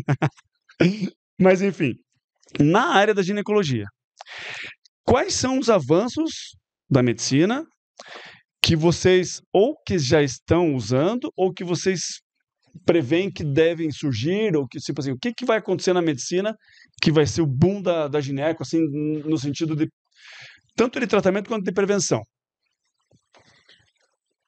Olha, primeiro, eu vou falar assim, uma parte mais técnica, talvez, assim, que hoje em dia a gente eu faço a cirurgia, né? Então, assim, o que hoje em dia se aprofunda muito no estudo é a parte da cirurgia minimamente invasiva, onde a gente vai ter cada vez técnicas com menores incisões, onde a recuperação é mais rápida, onde a paciente consegue retornar melhor à sua rotina. Então, tecnicamente, hoje em dia, ter a videolaparoscopia, ou daqui a pouquinho a robótica, né? Isso cada vez mais se aprofundando. Então, tecnicamente, na parte cirúrgica, essa medicina está avançando cada vez mais, com câmeras melhores, com instrumentais melhores, né? Menores, com técnicas de inteligência artificial, hoje em dia que está chegando, né? Então, essa parte de avanço tecnológico está sendo muito rápida, né? Existe, claro, avanços em diagnósticos, hoje em diagnósticos genéticos, hoje em dia em estudos, que isso está evoluindo, né? Mas na minha área especificamente, eu diria essa parte de técnicas Minimamente invasivas. minimamente invasivas. E sabe que agora ouvindo o Gustavo falar, me veio na cabeça assim que na ginecologia moderna o que precisa é se ouvir mais a paciente e talvez usar coisas de antigamente. Sabe? O que a gente estava falando do comer bem, talvez recuperar aquilo que nossas avós faziam, sabe? De tentar entender para essa mulher a importância do cuidar e pensando em reprodução. Então, na parte clínica, eu acredito que seja isso, sabe? Tá. E agora, para terminar o primeiro bloco do nosso episódio de hoje, vou fazer uma pergunta para cada um para a gente passar para a próxima fase, que é interessante também, é legal. Gustavo, que conselhos você daria para as mulheres que desejam manter uma saúde ginecológica em dia ao longo da vida? Acho que, em resumo, assim, que nós já falamos bastante, acho que a resposta até já foi dada, mas claro. Assim, quem vai assistir agora? Eu acho que assim, primeira coisa é você procurar um ginecologista, né, que tem essa condição de te entender, te ouvir, né, e te orientar sobre isso, né, porque hoje em dia o mundo é cheio de informações distorcidas. E aí você às vezes acaba tomando caminhos errados até por querer uma rapidez em algumas ações, né? Tu quer resolver, tu quer emagrecer, tu quer emagrecer rápido, né? Quer ter uma saúde rápida? Não. Eu acho que primeiro você procurar um ginecologista, né? Que consiga te ouvir, consiga te mostrar o caminho. A partir daí você começa a fazer a prevenção. Então, o que eu diria assim, é procurar profissionais, que a gente está falando dessa nova medicina. Legal. Os bons hábitos associados a uma boa orientação. Então, assim... Acho que resume bem a nossa conversa, exatamente, né? Porque assim, eu que atendo as meninas, eu atendo bastante meninas. Primeira consulta, adoro. Gosto muito, muito, assim. Então, assim, eu gosto de explicar para elas, assim, por que tu menstrua? Tu sabe por que tu fica menstruada? Sabe o que é isso? Vamos explicar, vamos mostrar, vamos fazer ela entender o corpo dela. Vamos fazer ela entender, qualidade. Né?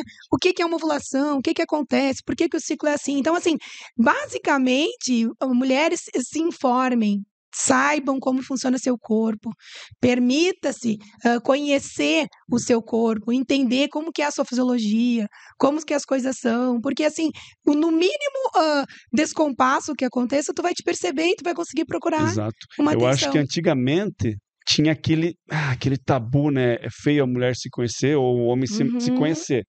E hoje tem muita informação e tem muita desinformação. Exatamente. Então, eu acho que é legal. Acho que Entendi por bem, isso aí. então, esse recado. Então, assim, esclarecer em todas as áreas, né? No Eu acho caso, que a área de vocês, procurar fontes mais seguras, fiéis, né? Para e informações de segurança, de escutar qualidade, né? esse médico que tem a oferecer. Isso aí Exatamente. vai Tem um conseguir mudar muita ginecologista coisa. de estimação, né? Tem um ginecologista Eu que vai. estava pensando exatamente isso. Se você tem um É, ginecologista de estimação, ele vai te ajudar no começo. Vai fazer teus partos. Vai cuidar na menopausa, ou seja, Teu né, acompanhamento, vai a a vida vida inteira. toda. Legal. Raquel, doutora Raquel, qual foi o maior aprendizado que você teve com as suas pacientes? Então, agora é invertido. Então, você ajuda muito as suas pacientes, mas qual foi o maior aprendizado que você teve? Olha, Ou que vocês tiveram, né? nesses mais de 20 anos, né, atendendo, eu aprendo todo dia. Todo dia eu aprendo com elas. Então, assim, o meu maior aprendizado é que eu sou um exemplo, né? Então, eu preciso transformar a minha vida para que eu consiga mostrar para elas que é Um possível exemplo para tuas pacientes. ter uma vida saudável Legal. e que é possível ter boas relações, bons relacionamentos, né? E que a gente precisa, nessa forma de autocuidado, dividir, conversar. Eu sempre digo assim, conversar com outras mulheres, né? Ter amigas que te fazem bem. Isso é um dos pilares para a qualidade de vida da mulher, é ter amigos, sabia? As amigas são essenciais. A gente tem que ter aquela amiga para a gente rir, brincar, falar bobagem, Chorar, às vezes. chorar, dividir as experiências. Então, eu digo assim, as pacientes me ensinam muito isso. Eu aprendo todo dia, eu aprendo com o que elas me relatam e eu aprendo a ser melhor a cada dia. Porque sendo Sensacional. melhor a cada dia, eu sei que eu vou ser melhor para elas. Você vai ser a melhor mãe, melhor esposa, melhor filha, né? Exatamente. Maravilhoso. Então, terminamos o nosso primeiro quadro, a nossa primeira metade do podcast, e vamos para o nosso quadro especial conhecido como Depois do Expediente, onde a gente conhece quem são os nossos doutores aqui. Meu amigo Gustavo e minha amiga Raquel, depois do expediente, rotinas pessoais, histórias de vida e realmente quem eles são na vida real, fora do expediente. Então a primeira pergunta é só para estimular vocês a falarem. Gustavo, qual foi um momento decisivo na sua vida que influenciou você ser quem você é hoje? Nossa Senhora. Pô, eu tenho uma história muito antiga, desde o pai, assim, talvez, né? Que, de exemplo, né? Pô, ficou emocionado. Pode chorar. Só não olhe para mim que eu choro também, né? Chorão nas duas. Mas assim, então assim, acho que Pode chorar, não tem problema. uma decisiva, assim, não, acho que a gente sempre tem que tentar nos conhecer, né? Buscar nossa essência. Pode chorar, não tem problema. Aí, então, Gustavo, um momento decisivo. Sem enrolar, para de chorar. Não, tô brincando. Eu mas sei, não, assim, às vezes talvez nesse assim, momento, Gustavo, assim, ó, desculpe te interromper até para você tomar uma aguinha e se recuperar. Esse momento é mesmo um momento que é para instigar o nosso convidado a voltar, porque a gente, médico, não qualquer profissional, a gente aprende muito a cuidar dos outros. Sim. E você falou aqui mais de uma hora sobre os teus pacientes, em nenhum momento. Talvez lembrou de momentos emotivos, imagina, você faz isso todos os dias, né? Você ajuda, você tem pacientes, tudo.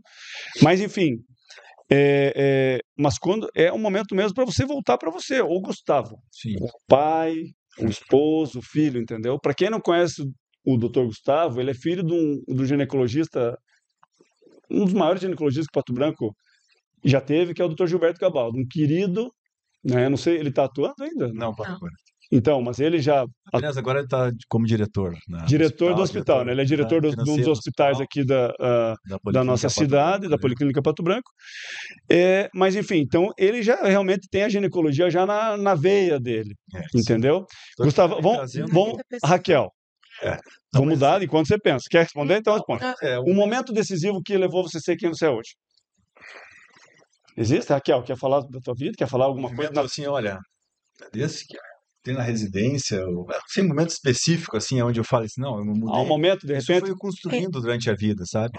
A nossa vida veio assim. É uma eterna construção, mas a pergunta era para ser um pouquinho diferente do tipo assim, ó, foi aquele dia que eu decidi ser médico, sei lá, ou assim, sabe, um momento que você teve, de repente não Então, tem. claro, na reflexão ali, né, eu tinha ideia do pai e tal, mas eu assumi assim que a gente começa a analisar primeiro, assim, olha, como é que eu cheguei a querer ser, né? Eu acho que é a minha essência mesmo, assim, de querer ajudar, de querer é, colaborar com a vida do outro, né? Então, fazer essa pessoa melhor, ter uma vida melhor. Então, assim, primeiro, então, o exemplo foi o pai, claro. Então, isso é uma mudança, assim, é um pensamento que eu tive de querer seguir a profissão, né? Então, isso é um exemplo que eu tive, mas analisando a minha vontade mesmo, a minha essência, aquilo me instigou a querer fazer isso e a procurar isso. Então, essa reflexão a gente começa a ter lá na hora que vai escolher o vestibular, né? Ali a gente tem cheio de dúvidas, assim. Então, a primeira etapa dessa minha decisão de querer ser médico, de autoconhecer e saber que aquilo foi ali, né? Show. Raquel, tem alguma coisa, algum momento na tua vida que disse, nossa, isso me fez ser hoje quem é a Raquel que eu sou? Quem te conhece hoje, ó, foi por causa Pode disso. ser a Raquel mãe? Pode ser, eu esperava dele, porque é um momento na minha vida que mudou. O que acontece assim, Especificamente na profissão. Não, ó, deixa eu ler de novo aqui para o doutor Gustavo ver. Depois do expediente. Tá, pode Então, falar. assim, esquece do doutor Gustavo, agora é o Gustavo, meu amigo lá do Mater Dei. Lembra dessa? Sim. Faz tempo, né? Eu tenho um fato marcante, assim, quando eu era pequena, muito pequena, que eu, pensando na Raquel médica, o meu pai ficou muito doente. E a gente precisava de ajuda e morávamos numa cidade pequena. E na época, o meu pai passou por várias pessoas que avaliaram e tal. E ele tinha um amigo, grande amigo do meu pai, que era meu pediatra. E ele fez a diferença, assim, mesmo nesse momento do meu pai, foi quem nos direcionou, imagina, um pediatra. E eu sempre admirei muito ele. Naquele dia, eu resolvi que eu seria médica para cuidar das pessoas. Então, Legal. eu queria ser médica para cuidar de gente. Eu gosto de pessoas. Então, eu gosto de gente. Eu escolhi ser médica para sentir o que me motiva, que é diariamente fazer que eu fiz diferença na vida de alguém. Não porque eu sou o máximo, mas porque eu sinto que eu mudei. Eu mudei uma trajetória de alguma coisa com a minha intenção. E que te procurou porque necessitava de ajuda. Isso me move, isso me marca, porque eu tinha acho que uns 8, 9 anos quando isso aconteceu. E a minha Raquel mãe, eu sempre tive vontade de ter filhos e tal, mas foi assim, quando nós decidimos engravidar e decidimos que eu tinha um diagnóstico de ovário policístico desde muito novinha. Você não ia, então era infértil, no caso. E na minha cabeça era aquela história assim, tu não vai conseguir, tu não vai conseguir, tu não vai conseguir. E naquele momento nasceu uma mãe poderosa, assim, que eu falei, Agora eu vou mostrar que eu vou ser. Então, assim, a Raquel, mãe, surgiu na dificuldade daquele momento que me foi imposto, que talvez eu carregava uma vida toda, e que eu pensei, não, eu vou ser, e eu quero ser para os meus filhos o que eu tento ser para os meus pacientes e para as pessoas que vivem comigo. Maravilha. Que é fazer a diferença, né? De saber que eu contribuí de alguma forma para isso. Legal, bem respondido. Vocês têm algum hábito, pode ser hábito do casal, o hábito particular de cada um, que as pessoas não saibam? Nós temos... O que você gosta de fazer assim quando... Nós temos uma rotina assim de trabalho, né? Claro, à tarde trabalhamos e tem nossa rotina, mas nós temos hábitos saudáveis. Então a gente faz academia 2 vezes por semana, né?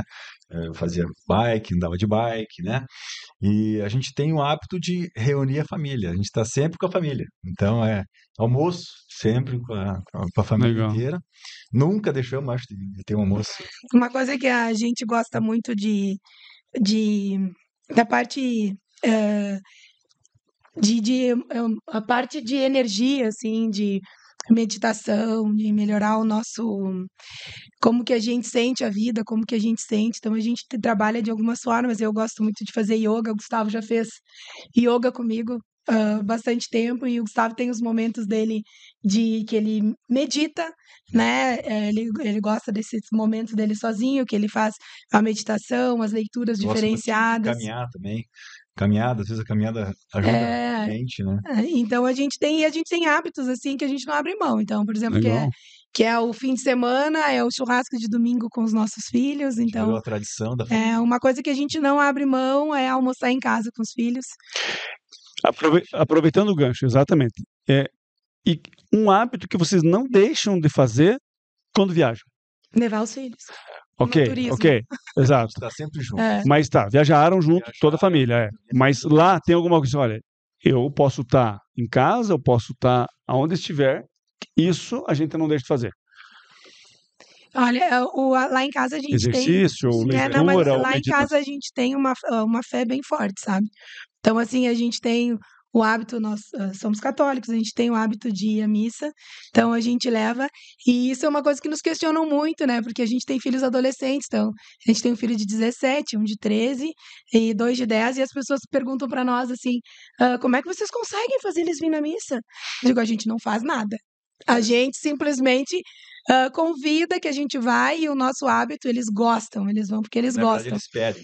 Então a gente não abre mão disso, a gente tem uma fé muito forte que a gente tenta trazer a igreja para nossa casa, então a gente tenta rezar todos juntos, a gente agradece pela nossa vida, a gente agradece muito nas viagens, quando a gente começa a viajar, a gente tem a nossa oração sempre para agradecer o nosso caminho, agradecer o nosso destino, agradecer Perfeito. o momento que a gente vai estar junto.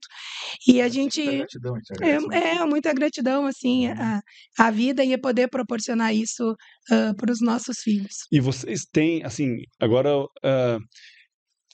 imagina se vocês pudessem dar um conselho para vocês mesmos há 20 anos atrás. Então volta no tempo e você encontra a Raquel e diz, Raquel, faça isso, Gustavo, faça isso. Você para você e você para você, obviamente. Gustavo, tem alguma coisa, Raquel, que você diz, olha, você devia, seja assim, seja assado. Eu acho que tem assim que a gente, quando é mais novo, a gente é meio ansioso e quer resolver as coisas muito rápido. Tenha calma, então, tenha A gente paciência. devia falar assim, olha, vai com calma, olha as coisas ao redor, procura conversar com as pessoas. E vai assim, vai com calma, vai fazendo as coisas que você segue teu caminho firme. Acho que é isso. Se eu tivesse a oportunidade de olhar para mim, até um pouco mais cedo do que 20 anos, sabe? Porque 20 anos o Gustavo já estava na minha vida. É verdade. Então, a gente está junto já há quase 25 anos. Então, eu acho assim, sabe aquela Raquel menina?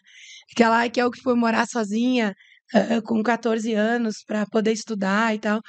Eu diria para ela assim, tu vai ser uma baita mulher. Entendeu? Claro. Segue aí, mantenha o teu foco, estuda, né? Continua nos teus propósitos e, principalmente, confiança. Confia em ti mesma, sabe? Tu é capaz, tu vai conseguir atingir os teus objetivos. A gente sabe que eu conheço bem vocês, são pessoas bem-sucedidas, não somente na profissão, mas como pessoas mesmo, na família. E a gente sabe que a gente é o que é hoje porque a gente se moldou ao longo dos anos, entendeu? Então, assim, a gente não nasceu assim. Então, a gente se moldou na dificuldade e por isso. Então, assim, e realmente a gente sempre se pergunta, talvez vocês já devem ter se perguntado, se eu tivesse lá com 15 anos, eu devia ter falado isso. Então, a pergunta era com esse intuito mesmo. Não é querendo mudar vocês hoje, mas talvez facilitar a vida de vocês, porque certamente vocês dão conselho para os filhos de vocês. Vocês têm um filho, 2 filhos, um adolescente e 3 pré-adolescentes. Então, assim, vocês devem estar nesse momento de turbilhão em casa. Mais tempo assim, tu observa mais, pega experiência na vida, que isso vai ser o que vai te fazer no futuro. É isso que você acabou de falar mesmo. Exato. Então, o conselho mesmo que eu daria seria esse. Exato. Aproveite a experiência, olhe o tempo, porque a gente às vezes quer focar numa coisa e esquece do redor, né? Então, quanto mais experiência você tiver, mais comunicação tu tiver, mais amigos tu tiver, amigos certos, corretos, né? Aquilo vai te fazer o que você é no futuro. Exato. Então, e existe algum desafio que vocês superaram, mas que moldou vocês hoje? Nossa. Teve um momento na minha vida que eu passei por isso e hoje me fez eu ser quem eu sou hoje. Existe esse momento? Às vezes são vários momentos, né? Às Vários, vezes são eu ia vários momentos. dizer Às agora. vezes é o vestibular, é a prova da residência, é o primeiro parto, eu não sei, mas enfim. Eu acho que são vários, assim, a gente teve um desafio muito grande, eu e o Gustavo, quando a gente escolheu vir para Pato Branco, né? Então, aquilo ali, eu acho que talvez moldou muito o que a gente é hoje, que a gente tinha um foco muito grande. Nós morávamos em Porto Alegre e naquele momento a nossa vida estava direcionada para ficar lá, né? Muito para ficar lá. E naquele momento a gente teve esse choque, assim, de que a gente queria muito ter a nossa família. Então, a gente queria muito construir o que a gente tem hoje. Então, eu sou muito realizada nisso e esse momento nos deu muita força para decidir e encarar isso de vir para Pato Branco e talvez ser o que a gente é É hoje, hoje. por conta disso, porque a gente queria ter qualidade de vida, a gente queria poder trabalhar bastante, mas também ter qualidade de vida para formar uma família grande que a gente sempre quis. Perfeito. Então, eu acredito que isso nos moldou muito, assim, o desafio de vir para uma cidade onde meu sogro, o Dr. Gilberto, era uma pessoa já muito influente Muito conhecido. e um ginecologista muito bom, Bom, né? competente. Então é difícil, né? É claro que é difícil. Tu chega assim no meio sendo a nora do Gilberto, né? E os anos me moldaram para eu ser a Raquel Gabaldo, né? Então, com muito orgulho. Então, é um caminho. Você sabe, Raquel, que esse tipo de coisa, para quem está vendo a gente, imagina, não sabe como foi a nossa trajetória até ser Dr. Gustavo ou a doutora Raquel. E nem sempre foram só flores, né? Entendeu? Então, assim, a gente tem muito tropeço ao longo da nossa vida que nos molda e nos deixa mais fortes. Então, aqui, eu sou louco pela doutora Raquel. Quem é a doutora Raquel? Sempre foi assim, não foi? Então você vê, você mesmo botou, mesmo tendo uma porta completamente aberta, que era do teu sogro, doutor Gilberto, mesmo assim, teve um momento de estresse, de ansiedade e de responsabilidade por manter o sobrenome Gabaldo como muito forte na ginecologia da região, né? Uma das outras, quando o pai acabou agora saindo da clínica, e né, na pandemia que ele acabou saindo, também foi uma nova ruptura, onde a gente tinha que dar uma nova guinada para a clínica também. Exato. E montar um novo caminho, um caminho né, mais nosso mesmo. E foi daí que a gente mudou até o nome da clínica, e foi Gabaldo a clínica, era uma clínica chamada Clean Mater antes, que vinha do pai. Eu lembro. E nesse momento a gente passou a chamar a clínica Gabaldo. Então, assim, esse também foi um dos momentos onde a gente falou, refletir, falou, não, agora nós temos que tomar um outro rumo, rumo nosso, porque isso daqui a pouco vem os filhos também. Exato. E se eles forem seguir ou não sei. Nossa, esse caminho vai estar futuro a aberto. Deus pertence. O papo tá maravilhoso, mas para terminar, eu vou fazer uma pergunta para vocês, que seria: tem algum conselho de vida que vocês receberam ao longo da trajetória de vocês e que até hoje vocês levam com vocês?